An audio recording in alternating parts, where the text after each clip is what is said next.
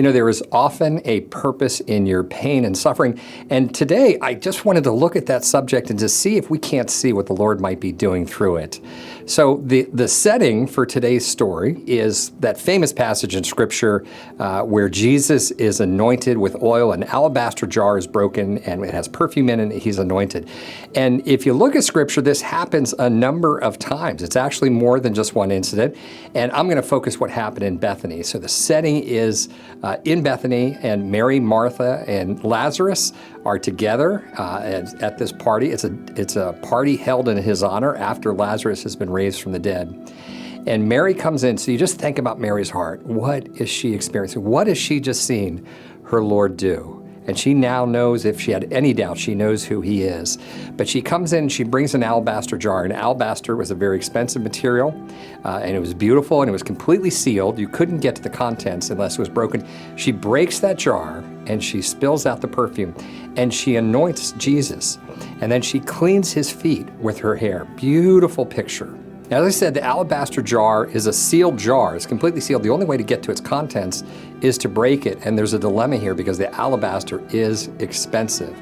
But she gave extravagantly. She broke the jar and she poured out the perfume. This was worth a lot of money, the Scripture says. But she did that to anoint him for his death and his burial.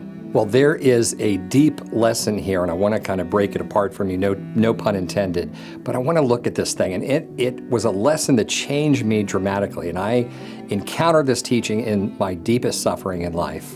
And the teaching revolves around this, and that is that if we look at the alabaster jar and the perfume, let's look at it as metaphor. And the alabaster jar is beautiful, it's costly. People look at this and say, oh my gosh, that's a beautiful thing. And then the perfume is what's inside, and it's sealed within it. So again, to get to the perfume, the jar has to be broken. Now, Scripture teaches that we have an inner man and an outer man, or another way to say it is an old man and a new man. We have two natures within us. That old man is kind of what we value most typically in our life, and it's our everything. It's the treasures in our life, right? So it's everything from social standing to wealth, security, relationship, whatever it is. It's those outer things that make us up and that we often feel like are the treasure of our life. Now, the inner man is what the Lord has put inside you. It's his Spirit. Now, you think about what the Lord is doing. What is he about in the big picture? He is redeeming the world. He is healing. He's touching people, he's healing, he's bringing them out of death, he brings them to life. And yet he is sealed within us, he is that perfume.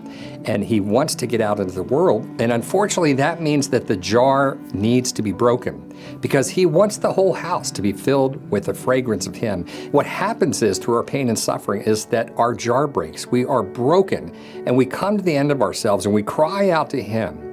And when we cry out to him and when we say we have no life left on our own, we need more of him, our jar fills, and we are filled with his fragrance, but then through the cracks in the jar, he can get out into the world. And then people sense him, they smell his fragrance, and they are drawn to him.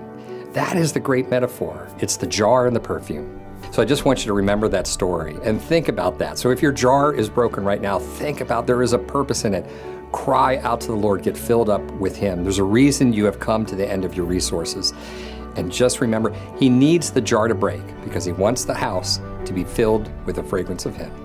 God bless you.